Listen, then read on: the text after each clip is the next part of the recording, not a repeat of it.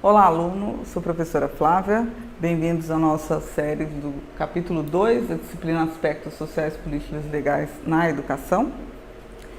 No nosso primeiro tema do capítulo 2, vamos falar sobre a Constituição Federal, os princípios e os fins da educação. Então eu trouxe para vocês aqui alguns títulos, como é dividido as leis da LDB, por exemplo. Então, vocês viram na aula anterior que eu associei um pouco do que a gente tem na LDB com a Constituição. Então, a Constituição de 1988 deu origem também a algumas diretrizes do texto da LDB. Os grandes temas da LDB, primeiro, o título 1 vai falar da educação especificamente, o título 2, os princípios e fins da educação nacional. Então, ele é um documento que serve para o Brasil inteiro, todos devem seguir a LDB. O título 3 vai falar um pouquinho do direito à educação e dever de educar. Então, os direitos e deveres tanto do Estado quanto do cidadão. O título 4 vai falar da organização da educação nacional, então a gente já comentou um pouquinho como que é feita essa organização. Então, a divisão da educação básica e da educação superior, e como é feita essa divisão, como é distribuídos os recursos e tudo mais. Já no título 5, a gente vai falar um pouquinho dos níveis e modalidades de educação e ensino. O título 6, dos profissionais da educação, quem são esses profissionais? E o título 7, os recursos de distribuição dos recursos financeiros. E depois a gente encerra aí com disposições gerais. Uma das grandes mudanças, por exemplo, da LDB de 96, foi com relação ao título 6, que fala dos profissionais da educação. Antes nós tínhamos profissionais que faziam aí um ensino médio regular e faziam um curso de magistério complementar de 1 ano. A partir da LDB de 96, esses profissionais tinham que passar por um processo de formação e eles não iam mais poder atuar, por exemplo, na educação infantil, que era o público foco, Então, essas pessoas elas conseguiam atender o público da educação infantil dentro de uma formação técnica. E exigiu-se, portanto, o curso de pedagogia completo para conseguir atuar. Nós temos aí uma dificuldade hoje para falar sobre isso. Por quê? Porque aí o curso de pedagogia ele passou a ser um pouco... ele traz toda essa necessidade do mercado.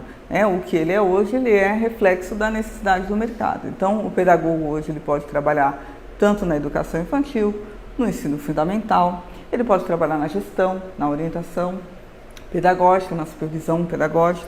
Então, aglutinou-se um pouco das necessidades de mercado hoje para esse determinado profissional.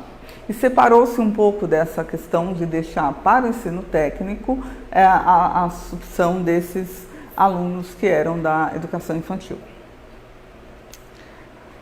Aí houve assim alguns parâmetros drásticos, com relação a isso, com relação às modalidades, há uma preocupação também com a inclusão e uma projeção nesse texto, dentro dos dispositivos gerais, uma projeção para que sejam realizadas políticas públicas para conseguir suprimir determinadas questões e buracos. Por exemplo, nós temos nos currículos, quais são os nossos direcionamentos para que todos tenham a mesma educação e uma educação de qualidade.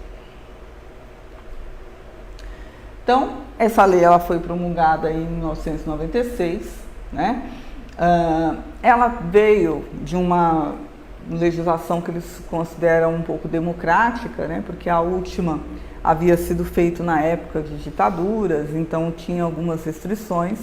Então essa veio com uma versão, digamos assim, um pouco mais democrática, um pouco mais com um olhar e um discurso dizendo que educação para todos, para que todos tenham acesso, para que todos tenham aí oportunidades. Quem foi um importante relator dessa lei foi o senador na época, Darcy Ribeiro. Darcy Ribeiro, ele tem aí uma formação muito interessante, né? Ele é da cidade aí de Montes Claros, ele foi fundador aí da Universidade de Brasília, e então ele traz esse discurso no texto, que vocês podem perceber ao lê-lo na íntegra, de uma educação para todos, para que todos tenham acesso, principalmente a questão da universidade. Então, é um discurso um pouco positivista, né, no sentido de dizer que a sociedade só se progride com a educação, com desenvolvimento científico, com um incentivo a determinados cursos, a determinadas áreas, a determinadas especificações e a determinados conteúdos. Então, ele acreditava nisso, acredita que é possível modificar a sociedade por meio da educação. Então, todos os textos que ele faz, assim, fora a LDB, ele traz esse discurso aí embutido. Mas não adianta muito para nós ter lá toda uma lei, toda montada, um texto bem escrito, né? Como que você pensa que isso pode ser aplicado? Como que você acredita que essa lei possa fazer valer e acontecer realmente para todos? Bom, a coisa só acontece com a participação popular. Então, para que tudo que esteja lá escrito em lei possa ser aplicado, é preciso mobilizar a comunidade escolar. A comunidade escolar, então, eu estou dizendo, os diretores, os coordenadores, os professores, os alunos e os pais, toda a comunidade ao redor da escola. Todos eles devem exigir uma educação de qualidade, né? De exigir que as aulas tragam as necessidades deles. Então, quando você participa da reunião do seu filho, você entende algum problema na sua comunidade, você está participando ativamente. E você está exigindo, se você exige que a aula dos seus professores sejam melhores, é porque você está participando e fazendo com que a LDB sim tenha validade, que a LDB tenha alguma eficácia. Então, somente quando a gente consegue, né, que eu coloquei aí, fortalecer essa organização social, a gente pode sim dizer que a gente está democratizando o ensino, a gente pode dizer que a gente está fazendo com que isso seja um pouco mais eficiente, não fique só no texto de lei escrito como teoria. Além disso, a gente também deve se preocupar com as demandas sociais. Então, lembra que eu falei para vocês o seguinte: se você tem uma realidade de uma comunidade ribeirinha que tem dificuldade de chegar até a escola, quais são as políticas públicas, o que é possível fazer dentro daquela comunidade para deslocá-los, para conseguir trazer educação para todos? Então, pensando que nós não temos uma realidade igual no país inteiro, então nós temos que pensar também que o texto de lei, ele abre para isso, para que você pense também na realidade, para que isso se adapte de modo a garantir a educação para todos. Para isso acontecer também, uma das nossas preocupações, e também é um dos temas lá, é a gestão democrática. Por quê? Uma gestão fechada, em que não abre possibilidades, nós não conseguimos pensar e repensar em estratégias interessantes para que todos ajam com muito amor e empenho e afinco aí para trazer educação de qualidade. Se a gestão for fechada, como que você vai trazer propostas, fazer projetos dentro da sua escola? Então, você vai perceber aí que a Constituição está ligada à LDB, no sentido das duas complementarem e trazer essas questões de direitos para todos, para que todos tenham acesso. Esse sempre vai ser o texto base, né? Sempre a ideia base. Então, a Constituição é a linha mestra e a LDB é a lei que vem somente para complementar e trazer que os seus aspectos relacionados somente à educação sejam cumpridos. Então, é isso. Agradeço a vocês e até o próximo vídeo. Olá, aluno, sou a professora Flávia. Nós vamos começar o nosso segundo vídeo do capítulo 12. O nosso tema de hoje é sobre as 3 LDBs que nós já tivemos. Então, nós vamos fazer um aparato histórico a respeito das mudanças e diferenças entre uma delas. Pode ser que alguns aspectos que você já tenha ouvido falar apareça aqui nessa aula hoje. Vamos lá? Então, primeiramente, para vocês entenderem um pouco a respeito de como surge uma lei, né? Alguns alunos me perguntam, professora, mas a nossa LDB é de 96, por que não surge uma nova lei? Esse processo de surgimento da nova lei, ele é um processo um pouco demorado e exige muita amorosidade. Então, eu coloquei para vocês o ciclo evolutivo de uma lei. Então, a gente tem lá uma iniciativa, né? Algum legislador deseja começar uma discussão a respeito disso, depois é feita votação, depois é sanção, e vai e volta, aprova, reprova esse texto. Por quê?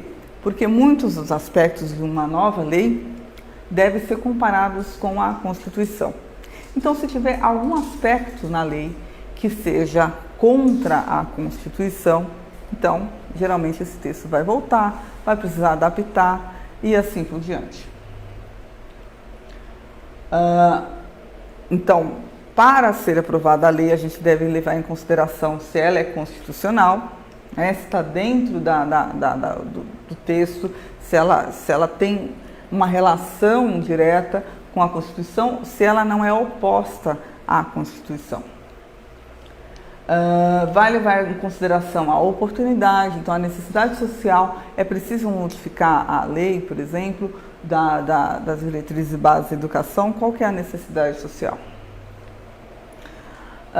Um exemplo aí que você pode ter, então, se no texto da Constituição está, todos somos iguais perante a lei, e de repente eu crio uma lei em que eu determino que os judeus têm que os judeus tenham mais oportunidades ao ensino superior do que as demais pessoas. Essa lei não vai ser aprovada, porque se eu tenho uma lei dizendo que todos são iguais perante a lei, eu não posso trazer um grupo social em evidência com relação ao outro. Então, eu coloquei algumas definições a respeito de legislação, né? Então, a legislação é uma coisa e o nosso foco de estudo é a legislação educacional, né? Que são esses conjuntos de diplomas legais que trazem o foco preocupado com a regulação da educação e atribui aí ao poder legislativo, né, essa questão de manter a democracia, de ser uma lei que tem relação aí com a Constituição. Então, depois que a lei ela é aprovada e ela é promulgada, é publicada em diário oficial, aí ainda há a oportunidade do Executivo vedar essa lei. Então, é um processo demorado. Então, eu coloco aí que tem que ter muitas pessoas interessadas, a grande maioria. Então, a lei não é uma lei de uma pessoa só. Ela é uma lei de um grupo de pessoas. Então, nós temos leis nas esferas federais, que são as mais importantes, as soberanas, e nas esferas estaduais e municipais também. Lembrando que a Constituição ela é a maior de todas, então não pode haver uma lei em que renegue a base da Constituição. E depois nós temos as leis que são complementares. Dentro lá dos artigos de lei da Constituição, nós temos algumas leis que precisam ser atualizadas dentro da Constituição. Então é feito um complemento, não é feita uma nova Constituição. E as ordinárias, daí que regularizam alguns dispositivos da Constituição. Então, o funcionamento da educação básica, ela tem aí uma estrutura já definida, né, que nós vimos. E a trajetória de mudanças das leis relacionadas à educação tiveram toda a influência nas modificações sociais. Então, ela é uma lei ordinária e federal. Sendo ela da esfera federal, ela serve para o Brasil todo. Nós tivemos, então, 3 diretrizes. A primeira foi em 1961, ela foi aí apresentada ao Congresso, na verdade, em 1948, né? E foi aprovada 13 anos depois, para vocês verem a morosidade que é a aprovação de uma lei. Então, eles criaram, nesse ano, o Conselho Federal de Educação, né? Pensaram também em questões de orçamento, né? Quantos por cento deveria ser dedicado à educação. E o professor, nessa época, poderia ter uma formação do ensino médio normal, como eles chamavam, em vez de regular, que era o antigo magistério. A divisão era em primário, ginásio, colegial e ensino superior. Uma divisão que talvez os seus avós ainda falam do colegial, que alguém está fazendo colegial. Para nós fica um pouco distante. E também nessa época nós tínhamos a ditadura militar, né? E ao contrário das primeiras ideias que nós tínhamos da descentralização, a gente tinha uma centralização. Então o Estado ele queria controlar todos os órgãos públicos educacionais. Então a gente deu um passo para trás aí dentro dessa LDB. Bom, nessa LDB a gente tinha um ensino obrigatório para as crianças de 7 aos 14 anos. Tivemos algumas emendas e um destaque é a extinção de liberdade de cátedra. Então o professor ele não poderia falar o que ele quisesse, digamos assim, ou explanar alguma opinião em sala de aula. Já em 71 surgiu a segunda LDB, adequou algumas coisas, né? Só que ela fez uma outra divisão, o primeiro e o segundo grau. E ainda incluiu algumas disciplinas como educação moral e cívica, educação física e educação artística como obrigatórias. As disciplinas de educação artística e educação física eram, na época, bem opcionais. Nós tivemos aí o fim dos exames de admissão. Na LDB anterior, para você conseguir passar para o que nós chamamos hoje de FUND 2, você tinha que fazer uma prova. Se você não passasse nessa prova, você não poderia cursar o FUND 2. Então, já nessa época, eles tiraram isso e a coisa foi contínua aí até o 8º ano, né, que não tinham o 9º ano. Então, adequou-se aí à política e pensou-se num ensino técnico, né? O grande foco dessa LDB é o ensino técnico, porque o que estava acontecendo de mudança social na época? Nós tínhamos aí o grande milagre econômico, né? Então muitas empresas, muitas indústrias vieram para cá e precisavam de pessoas com formação técnica. Então já veio esse incentivo baseado numa necessidade social.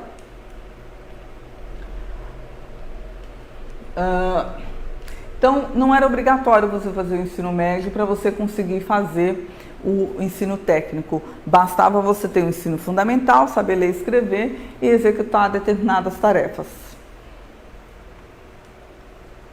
Aí a nossa terceira LDB, que é a vigente, que ainda não temos uma outra nova, né, que estabelece como base lá dentro da Constituição que todos têm direito à educação de qualidade, gratuita, né? E que é dever do Estado, que é dever da família.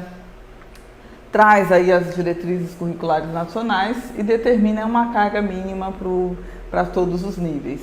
Faz uma nova divisão, que eu tenho a educação básica constituída pela educação infantil, creches, pré-escola, fundamental e ensino médio.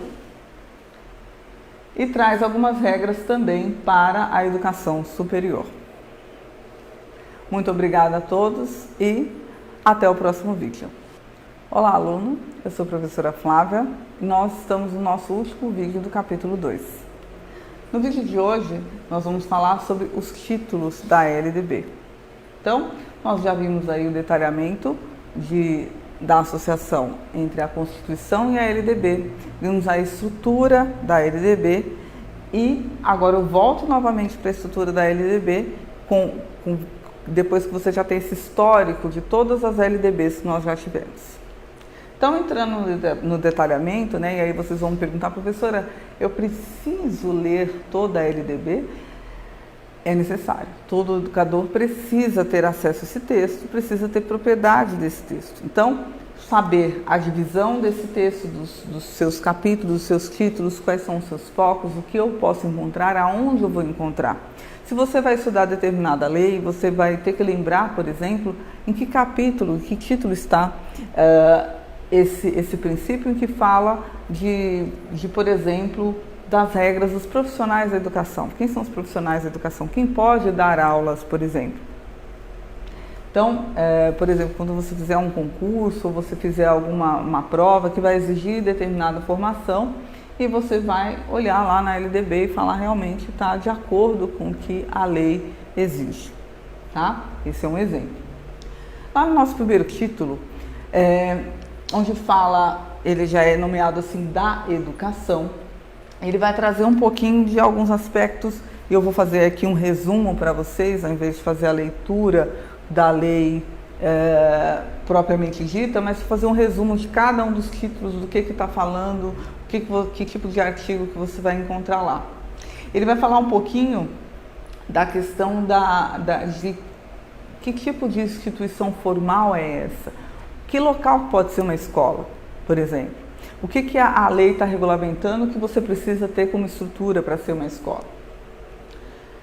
Vai falar um pouquinho da questão da família, da importância da família, da responsabilidade da família na formação desse cidadão e a questão das relações de trabalho e movimentos sociais.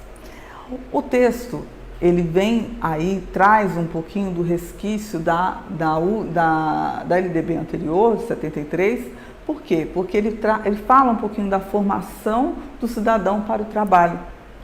Então, tudo aquilo que o cidadão vai estudar, ele vai ter que estudar por quê? Porque ele vai trabalhar com isso. E a gente sabe que isso foge um pouquinho da realidade social. Por quê? Porque nem tudo que você aprende na escola, seja...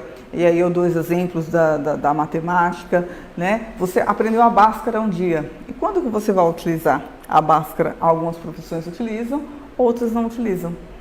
Então, alguns conhecimentos a gente percebe que fica um pouco fora da realidade, mas tudo está direcionado para o trabalho. É preciso pensar e repensar um pouco desse currículo? Sim, também seria importante, mas é a defesa do texto, preparar o cidadão para o trabalho. Isso é um resquício um pouco da formação técnica, que era o foco na LDB de 73.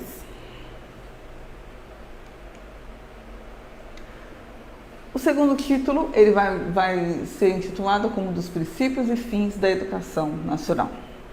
Então, para que serve a educação? Para que isso? Qual que é a função da educação na sociedade? Por que eu tenho que estudar? Qual que é o processo? Ele vai defender um pouquinho das ideias libertárias da Revolução Francesa, né? Então lembra que a gente fala que nós temos muita influência europeia dentro do nosso texto de lei. Então essa questão de liberdade, igualdade, fraternidade, está ali embutida dentro desse texto. Tá? E a solidariedade para com o próximo, sempre pensando. E aí esse título ele tem apenas 2 artigos e 11 incisos. O terceiro título ele vai falar um pouquinho do direito à educação e do dever de educar. Olha lá. O Estado tem o dever de oferecer educação. Isso ele deve ser feito de forma gratuita e de forma progressiva. O que acontece essa questão da forma progressiva? Nós tínhamos uma educação em que os alunos, se eles não passassem de ano, eles eram reprovados.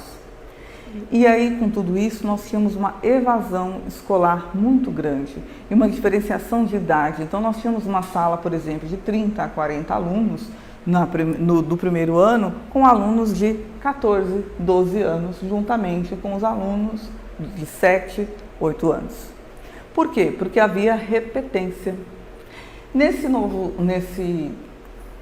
artigos aí expressos, eles falam que tem que ser uma questão progressiva, oferecida aí pelo Estado, mas com uma viés de qualidade. Então, hoje, o meu aluno ele não reprova, mas eu, professor, eu tenho que garantir que ele passe para o próximo ano sabendo todo o conteúdo que ele deveria saber. Então, é exigido algo que em alguns estados foi mal interpretado, né? Então, alguns professores tinham aquele discurso do tipo, eu não farei nada porque esse aluno vai ser aprovado de qualquer forma. E muito cuidado com isso, porque no texto de lei ele diz que é feita de uma forma progressiva, mas você, professor, tem que garantir isso. Então, é bem complicado, esses artigos eles trouxeram muita discussão e são discutidos muito até hoje. Muitos ainda queriam que voltasse essa questão da reprovação por conta disso, né? A gente percebe que alguns alunos chegam aí no terceiro, quarto ano sem saber escrever e ler, que eram as bases do primeiro ano, por exemplo.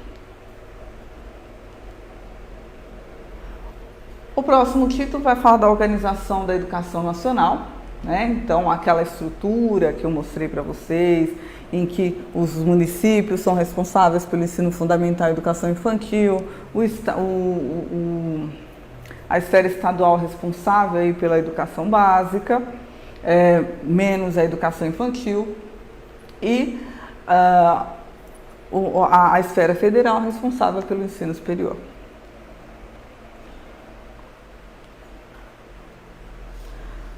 O próximo título vai falar dos níveis e modalidades da educação. Então, eu tenho lá o grande nível educação básica, né, que tem toda essa composição.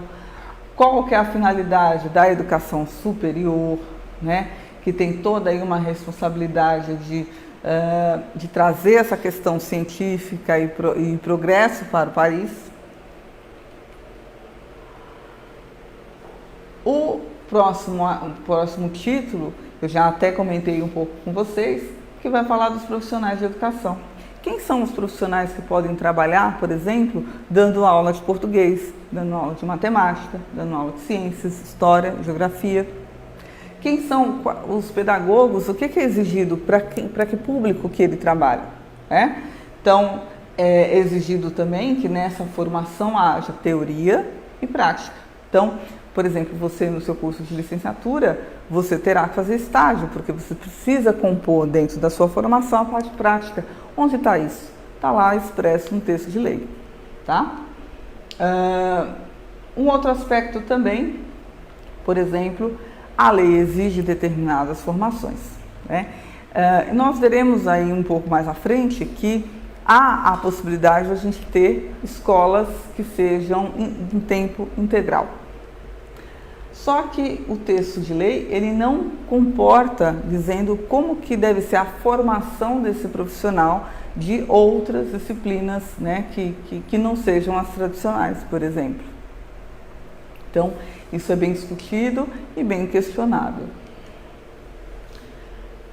O próximo título vai falar um pouquinho dos recursos financeiros, então é onde você vai descobrir como que é a distribuição desde a União para o Estado até o município, a distribuição de verba, por exemplo, e onde deve ser aplicado essa verba, né? Então, seja no ensino e pesquisa, com bolsas CAPES, Bolsa FAPESP, seja aí promovendo a cultura em determinados eventos, determinados programas aí relacionados a isso, e a possibilidade de ter uma escola bilíngue e intercultural.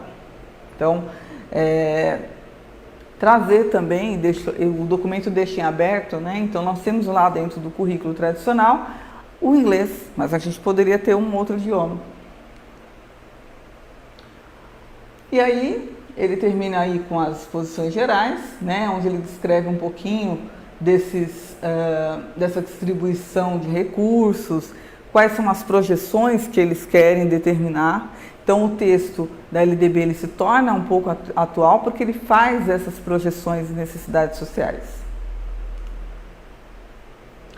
E as disposições transitórias, né? Ele traz um pouco da década da educação. Então, eu deixei um link aí para vocês, né? Falando um pouco o que a LDB já se esperou em 10 anos, né? Então, ela faz essa projeção e o que ela espera encontrar aí um pouco mais à frente.